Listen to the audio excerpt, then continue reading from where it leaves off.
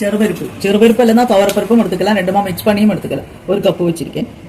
அதுக்கு அரைக்க வேண்டிய அந்த கீரையை மஞ்சப்பொடியும் உப்பும் போட்டு வேவிக்கிறேன்.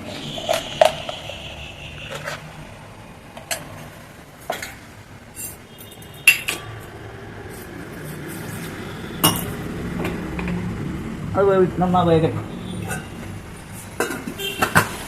அரைக்க வேண்டிய சாதனம் உளுத்தம்பருப்பும் மிளகா வத்தலுமா வறுக்கணும். வறுத்துட்டு ஜீரகமும் தேங்காயுமா அரைக்கணும். அதாவது வறுக்கிறது. சீஞ்சட்டி வச்சுட்டு வெளிச்செண்ணெய் விட்டுருக்கு.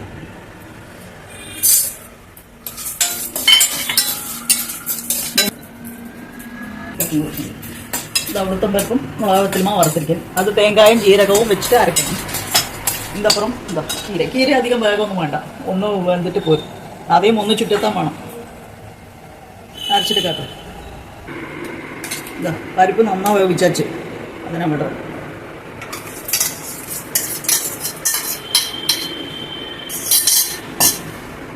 கீரையும் மிக்சியில் ஒரு கறக்கியிருக்கேன், அதையுமா விடுறேன்.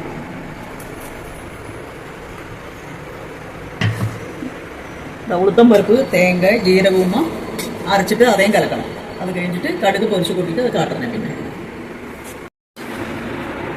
தேங்காய் நல்லா அரைச்சாச்சு, அதில் விட போகிறேன்.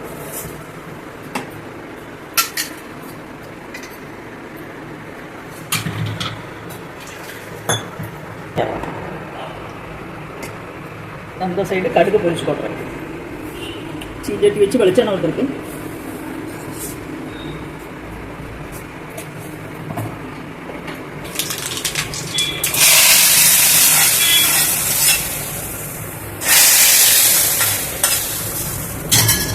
கூட்டல் ரெடி.